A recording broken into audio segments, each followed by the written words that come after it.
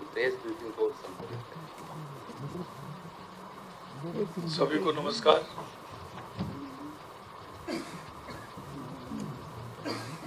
आज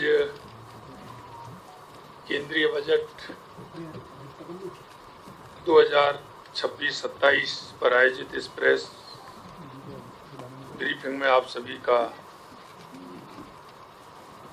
बहुत बहुत स्वागत, अभिनंदन।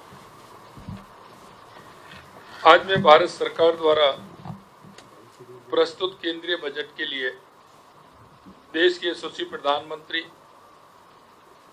आदरणीय नरेंद्र मोदी जी का हृदय से आभार और अभिनंदन करता हूं। केंद्रीय वित्त मंत्री श्रीमती निर्मला सीतारमण जी ने जो ये बजट पेश किया है, ये बजट केवल आय व्यय का दस्तावेज नहीं है, बल्कि नए भारत के निर्माण, आत्मनिर्भर अर्थव्यवस्था और विकसित भारत 2047 के संकल्प की सशक्त घोषणा है। ये बजट उस सोच का प्रतिबिंब है जहां सबका साथ, सबका विकास, सबका विश्वास, सबका प्रयास केवल नारा नहीं बल्कि नीति बन चुका है। कर्तव्य भवन में तैयार किया गया ये पहला बजट तेज आर्थिक विकास, लोगों की आशाओं आकांक्षाओं पर खरा उतरने और सबका साथ सबका विकास के 3 कर्तव्यों को समर्पित रहा है। हमारा पहला कर्तव्य उत्पादकता और प्रतिस्पर्धा को बढ़ाते हुए आर्थिक विकास को तेज और सतत बनाए रखना तथा विश्व में बदल रही परिस्थितियों का सामना करने की क्षमता को विकसित करना है। हमारा दूसरा कर्तव्य हमारे लोगों की आकांक्षाओं को पूरा करना और उनकी क्षमताओं का निर्माण करना है ताकि वे भारत की समृद्धि के मार्ग में मजबूत सहयोगी बन सके। हमारा तीसरा कर्तव्य जो सबका साथ सबका विकास के हमारे दृष्टिकोण के अनुरूप है, यह सुनिश्चित करना है कि अर्थपूर्ण भागीदारी के लिए प्रत्येक परिवार, समुदाय, प्रदेश और क्षेत्र की पहुंच संसाधन, सुविधाओं और अवसरों तक हो। यह बजट बताता है कि पूरा देश 7% की विकास दर के साथ रिफॉर्म एक्सप्रेस पर शानदार परफॉर्म कर रहा है और ट्रांसफॉर्म की ओर तेजी से बढ़ रहा है। यह बजट नए भारत की महत्वाकांक्षाओं को दर्शाता है, तो उसमें कतार के अंतिम पंक्ति को साथ रखने की प्रतिबद्धता को मजबूत करता है। सही मायने में यह बजट युवा, महिला, किसान, वंचित, गरीब और आम आदमी का बजट है। आदरणीय प्रधानमंत्री जी के नेतृत्व में राष्ट्र की प्रगति के लिए जो भी योजनाएं लाई गई हैं, जो भी घोषणाएं की गई हैं, उन सभी का केंद्र बिंदु आप यानी देश का सामान्य नागरिक ही है। युवा शक्ति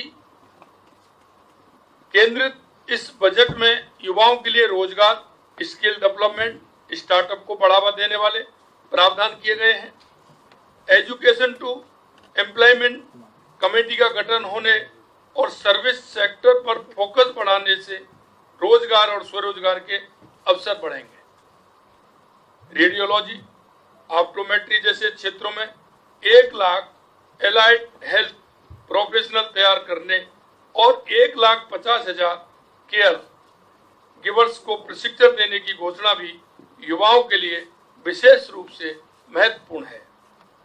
टूरिस्ट गाइड को अपना कौशल बढ़ाने के लिए IIM जैसे विश्व स्तरीय संस्थानों से ट्रेनिंग का अवसर मिलेगा, जिससे पर्यटन क्षेत्र से जुड़े युवाओं को अपनी आय बढ़ाने में सहायता मिलेगी।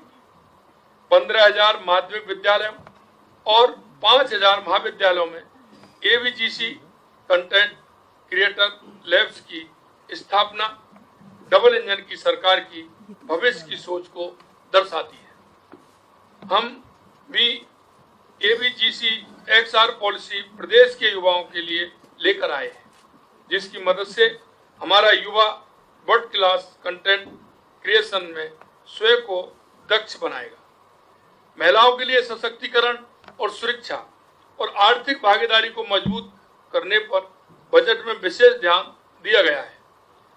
सी मार्ट खोलने से गांव की हमारी लखपति दीदियां अब अपने व्यवसाय को और आगे बढ़ाकर बिजनेस वूमन बन सकेंगी।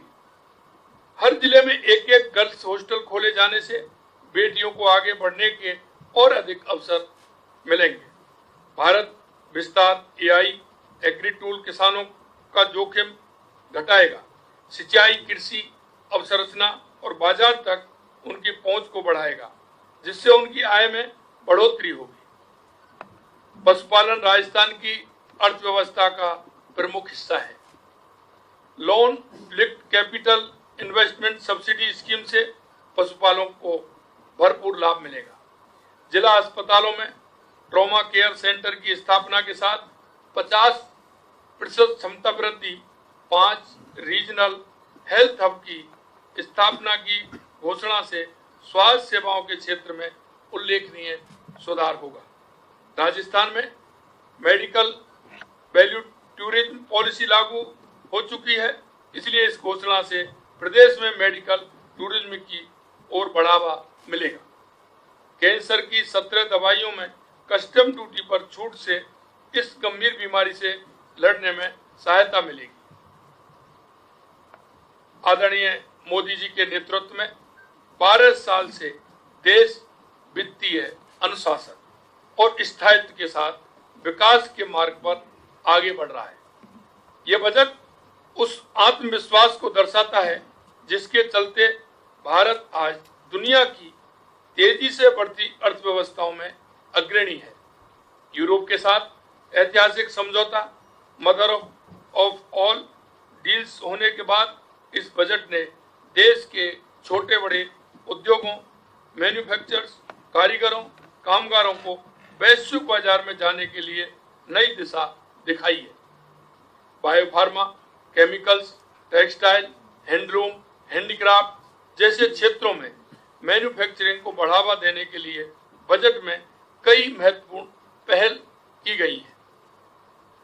टेक्नोलॉजी के क्षेत्र में देश को आत्मनिर्भर बनाने पर बजट में विशेष फोकस किया गया है।